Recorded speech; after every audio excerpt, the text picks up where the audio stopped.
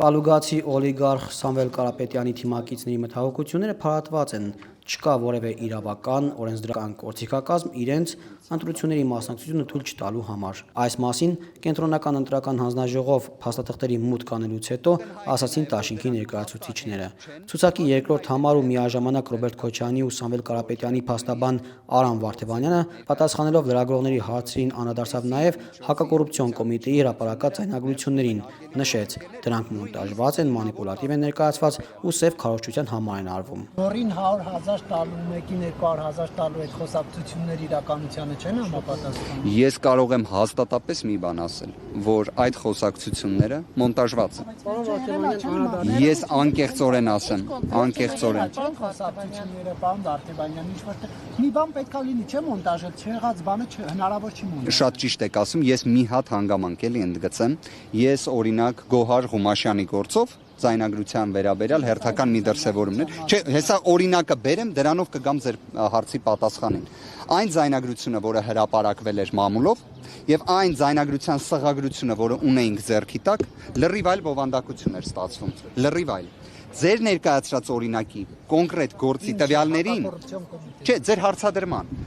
իրապես տվյալներին չեմ տիրապետում, բայց կարող եմ հաստատապես մի բան ասել, որ այն մոնտաժված է։ Կոնտեքստը արդյոք կարող է իրավական նշանակություն ունենալ, կարծում եմ իհարկե այո։ Արդյոք ընդհանրապես նման երևույթների հետ ուժեղ Հայաստան կուսակցությունը կամ ուժեղ Հայաստան կուսակցությունների դաշինքը առնչություն ունի։ Ոչ։ Ուժեղ Հայաստան կուսակցությունների դաշինքը իր գործունեությունը իրականացնում է բացառապես օրենսդրությանը համապատասխան։ Իրականացնագրությանը կապված նշել էր, որ դա անցած տարված ունի այդ նվերը, որ համապատասխան պետք է լինի ռուսացույցը բարձաբանել է, բայց պարոն Վարդևանյան արդեն 10 ամիս անցել է ծնունդից եւ ես ծնունդի մոտենում 2 ամիսից Արդյոք Տիկին Ղումաշյանը չուներ ժամանակ այլ առիթներով իր նվերը փոխանցել եւ չտալ այդ առիթը հատկապես այս ժամանակաշրջանում, երբ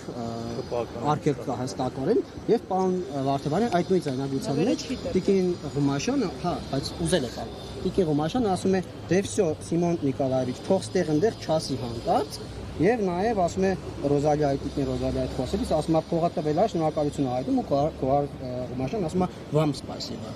Այս սրանք ինչ են, եթե ինքը գիտի, որ արգելքը կա, 10 ամիս անցել է ծնունդից, ինչու են այս ձայնագրությունները։ Եկեք առաջինը մեկ հարց տամ։ Դուք վստահ եմ ունեք մտերիմներ, վստահ եմ դուք նաև ունեք տարեց մտերիմներ, որոնց օրինակ այս ընթացքում դուք եւս որպես այս պայն ձեզ դիմեմ իմ գործընկերոջ լրագրողի, բայց դուք եւս նաև քաղաքական ակտիվություն, այսպես ասած, իրականացնում եք։ Դուք այս ժամանակահատվածում ձեր մտերիմների հետ շփվել եք։ Իդեպ, որպես ձեր, այսպես ասած, հնարավոր իրավաբանական խորհրդատվության շրջանակներում կառաջարկեմ ինչ-որ պայից կարող եք նույնիսկ չպատասխանել հարցերի, բայց դուք ստացվում է, եթե տուրք տակ այն մեկնաբանությանը, որը հակակոռուպցիոն կոմիտեն փորձ է անում ներկայացնելու, որ ստացվում է օրինակ դուք եթե այս ընթացքում գնաք մեկի ծնունդը շնորհավորելու եւ տանեք ձեր հետ օծանելիք կամ հանկարծ մեկ է ձեր հետ տանեք գումար ու ասեք դե քեզ մի լավ նվեր առ, դա լինելու է ըստ իրենց այդ առաջ քաշած վարկածի քրեական վարույթի առարկա։ Այս հոդվածը, չէ, տեսեք, քրեական հոդվածը ընդհանրապես բարեգործության արգելքի պարտադիր ենթադրում է այդ շահագրգռվածությունը ընտրական գործընթացի հետ լինի։ Եկեք ես էլ մի բան բացահայտեմ։ Գործընկերներ, բոլոր մեր տարեց հայրենակիցներին երկար տարիների կյանք, բայց կարելի է առիթը օգտագործել եւ կենտրոնական ընտրական հանձնաժողովից ճշտել 100 տարեկանից բարձր մեր հայրենակիցների փաստացի ընտրական ակտիվության տեսանկյունից իրավիճակը։ Ես շատ մեղմ փորձեցի նկարագրել, վստահեցնում եմ ձեզ, Գոհար Ղումաշյանի ձայնագրության հետ կապված ամբողջական տվյալները, անձանց միջև միջանձնային հարաբերությունների տվյալները, որ ձեզ հասու լիներ, դուք ինձ հետ համակարծիք կլինեք եւ ոչ միայն ինձ հետ, այլ նաեւ դատարանի հետ, որ այստեղ հիմնավոր կասկած նույնիսկ չի եղել։ Գործընկերներ, եկեք խոսքը փոխանցեմ Տիկին Մելոյանին, մեկ կարճ հանգամանք էլ նշելով։ Պարոն Վարդևանյան, իսկ Տիկին Մելոյանը կշարունակի։ Ձայնագրությունները բարձել է, օրինական է իրականացվել, թե ինչ ինչպես են թույլտվություն ստանացել, չեն ստացել իրավաբանները դրանք իրականացնելու համար ինչի վրա։ Օրինակ Գոհար Ղումաշյանի դեպքի հետ կապված կարող եմ ասել, խորին հարգանքով նախաքննական գաղտնիքի վերաբերյալ եւ գաղտնիքի նկատմամբ պարզապես կարող եմ արձանագրել, որ օրինակ այդ որոշումը իրավական, որը թույլատրելի պետք է համարեր այդ գործընթացը, ես չեմ տեսել։ Արդյոք այն կա, թե չկա։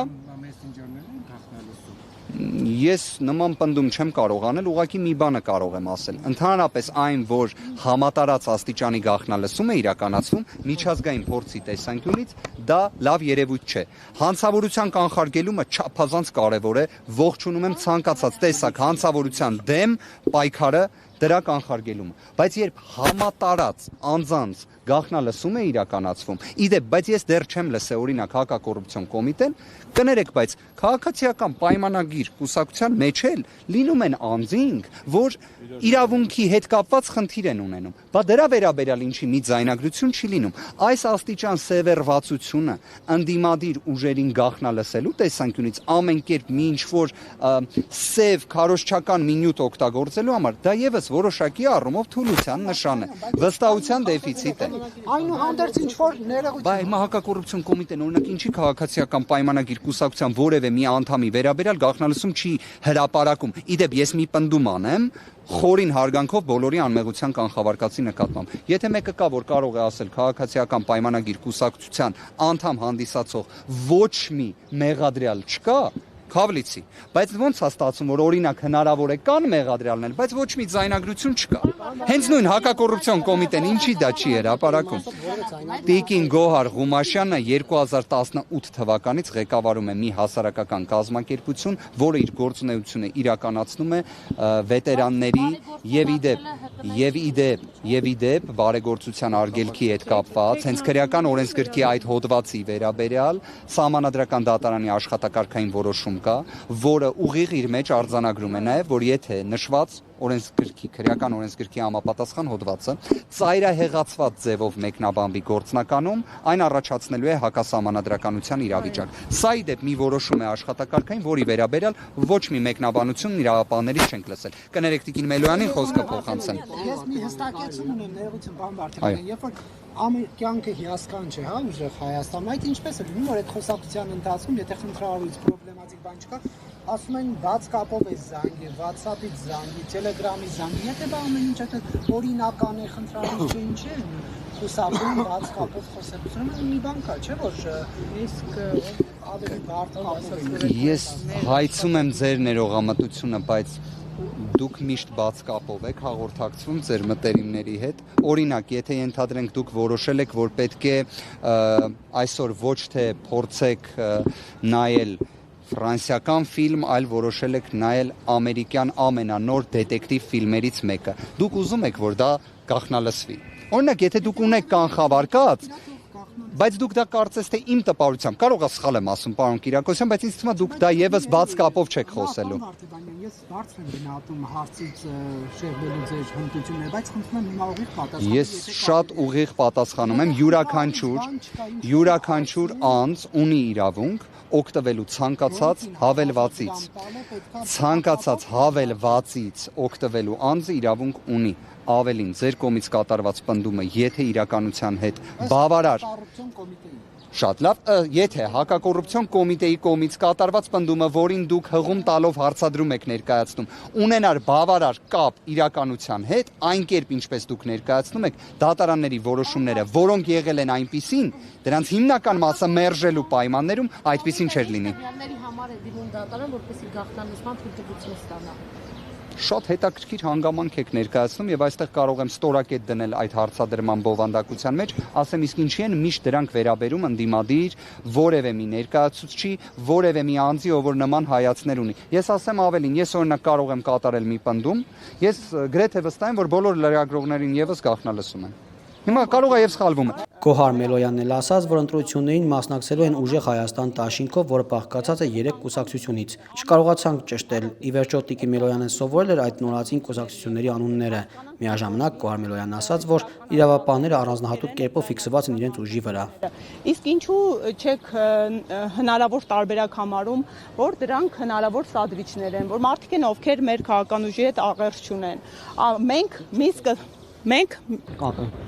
որովհետև մենք նախաքննության գաղտնիքով ենք կաշկանդված, որովհետև մենք, այո, Մեր գլխավոր խնդիրը նրանում է կանում, որ մենք բավականին պարկեշտ ենք եւ այո, մենք չենք թույլ տալիս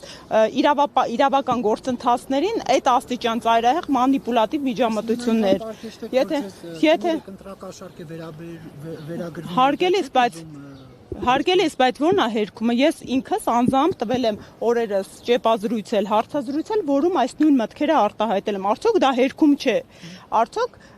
մեր երկրում, հատկապես տեսեք, եթե մենք ընդդիմադիր քաղաքական ուժ ենք, մենք քաղաքացիներ ենք, ովքեր կաշկանդված չեն հստակ օրինականության սկզբունքով լիազորություններով, պաշտոնատար անձինք, որոնք իրենց ծայրահեղ մանիպուլատիվ հայտարարություններ են թույլ տալիս, մանիպուլատիվ մոտեցումներ են թույլ տալիս, իրենք կաշկանդվածություն ունեն ի տարբերություն մեզ, ըստ միջազգային պրակտիկայի, ըստ մարդու իրավունքների եվրոպական դատարանի նախադեպային պրակտիկայի եւ ըստ ի վերջո մեր սահմանադրությամբ։ Այնպես որ ամփոփելով ասեմ, մենք ունենք հստակ օրակարգ, տեսլական ու այո, դուք գիտեք, մենք այն քաղաքական ուժն ենք, որը եկել է իրեն կաշկանդելու թե օրենքով ու իրավունքով, թե բարեվարքությամբ, ինչու ոչ այսօրվա իշխանությունը օրինակ վերցնելով, օրինակ մեր համակարգող ղեկավարը կարելի է ավարտեմ էլի պարոն Կիրակոսյան, մեր համակարգող ղեկավարի բարեվարք վարքագծից ընդունեցին բարեվարքության կանոնագիր այսօրվա իշխանությունները, որը ինչպես տեսանք շատ կարճ տևեց, իրենց բառամեքենան այնուամենայնիվ առաջ դարձել։ Ապրելու երկրի գլխավոր անդամները իրենք չեն ցանկացել ընդգրկվել նախընտրական ցուցակում, թե նաև ձեր ուժի կողմից է եղել պայման, որ իրենք չպետք է լինեն, հաշվի առնելով օրինակ, որ կարող է ասոցիացվել, որ ժամանակին Նիկոլ Փաշինյանի հետ են համագործակցել։ Եվ կներեք նաև այն երկու ուժերը, որ միացել են նոր դարաշրջան միավորված։ Տեսեք, իրավական գործընթացը մի փոքր ներկայացնեմ, որոշակի մասնակցելիություն նախընտրական ցանկում ունենք, մեր ցանկը համընդհանուր դաշինքի 199 թեկնածուից է բաղկացած, ասեմ, մենք դաշինք ենք կազմել, ի սկզբանե մարտի 31-ին կնքված հուշագրին համապատասխան երկու քաղաքական ուժերի հետ, դրանք նոր դարաշրջան եւ միավորված հայեր կուսակցություններն են։ Ապրելու երկիր կուսակցությունը մեզ հայտնել է իր աջակցությունը եւ կրկին հուշագիր ստորագրվել է համագործակցության ու աջակցության վերաբերյալ, բայց ոչ որպես դաշինքի մաս։ Շնորհակալ եմ։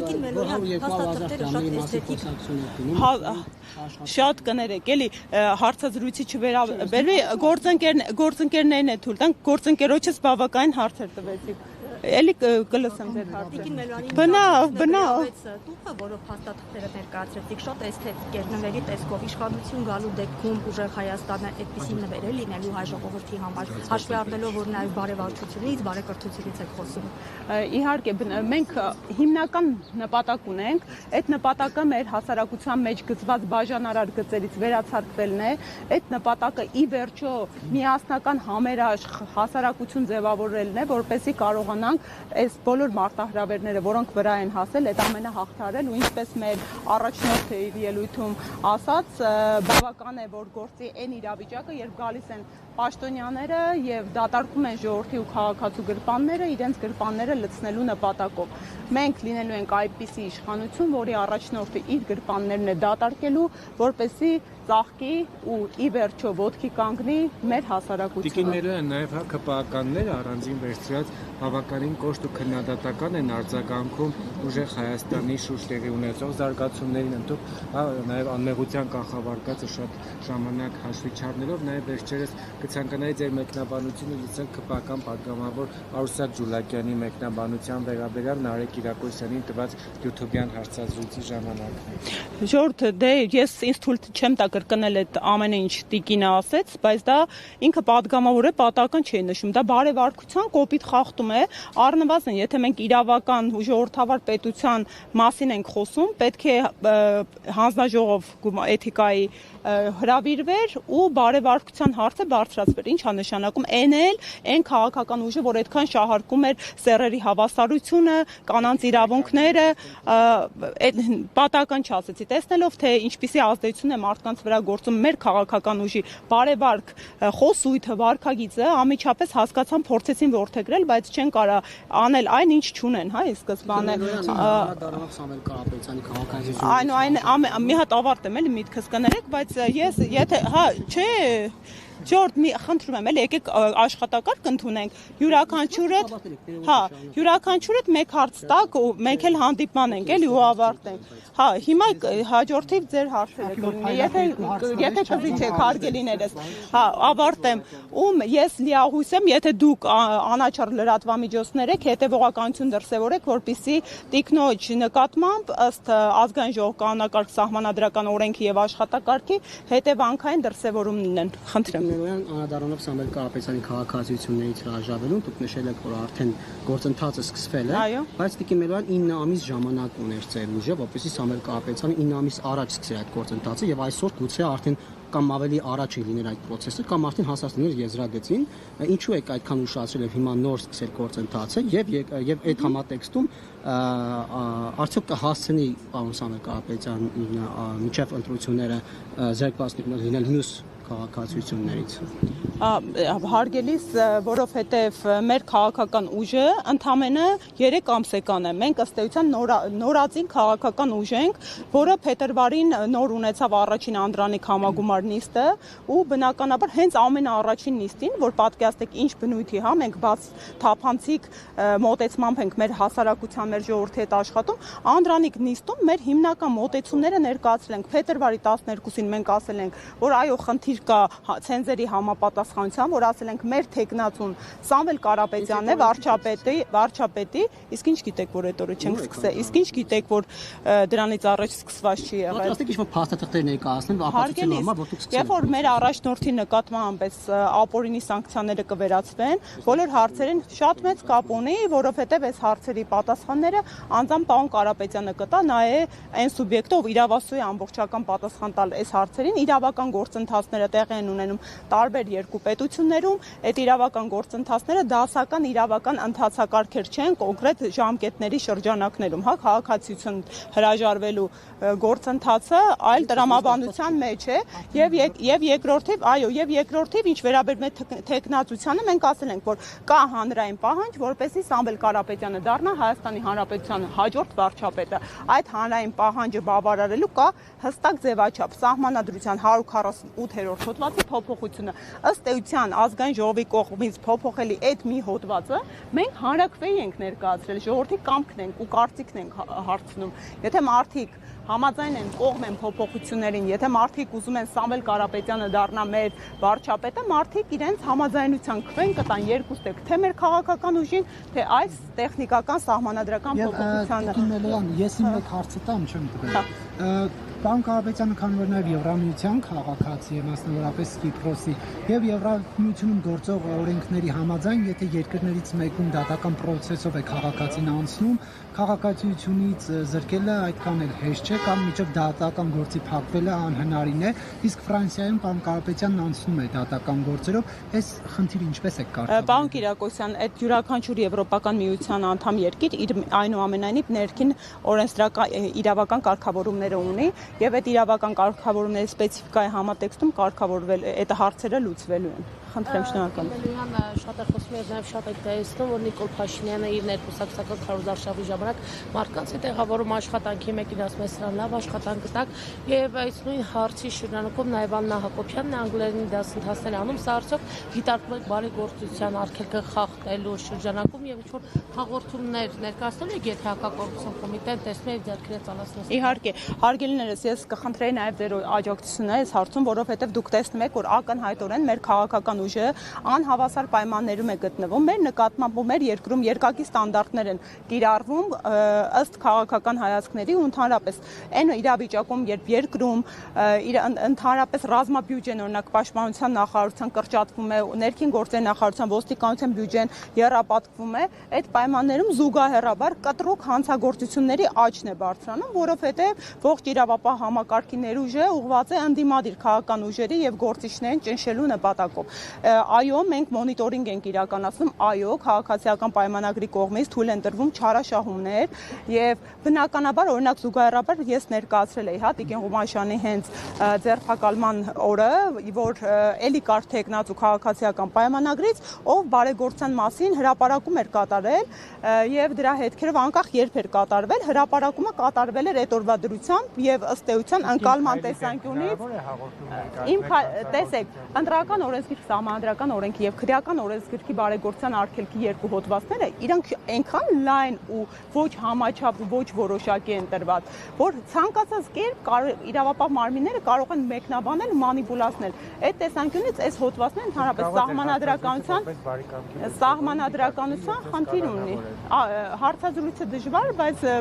կոնկրետ հանցակազմ գոյություն ունի, հա, որպեսզի դա հանցավոր արագ լինի 4 կոմպոնենտ կա։ Հայլակի երրորդ հարցին պատասխանում մեր միացած Չէ, հարգելիներս, որպեսզի խտրականություն չունի, մենք հանդիպում ունենք, շատ շնորհակալ եմ։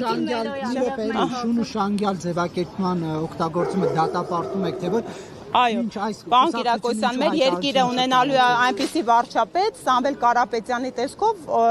ու դեմքով, որ երկրի վարչապետը ազգային ժողովի բարձրամյոց իրան թույլ չտա շուշանգյալ արտահայտությունը։ Քաղաք հարգելիս այսինքն մեր համակիրը դուք դատավճիռ ունեք, որ մեր շտաբի աշխատակիցն է, դուք ունեք պնդում, դուք հիմա անմեղության կանխավարկածը մարդկանց խախտեցիք, թիրախավորեցիք։ Դա ես այդ եզրույթը լսել եմ իմ երկրի վարչապետի շուրթերից ազգային ժողովի ամբիոնից, ինչը դատապարտելի է, դրանից առաջ չէի լսել, ես հետին թվով եմ։ Շնորհակալ եմ։ Դուք առանցին գրագրություն Դեռ ոչ։ Խոսքով հանդես գա օգտագործելով չգիտեմ։ Այո, հարգելիներս, արդեն պարոն Կարապետյանի նկատմամբ սանկցիաները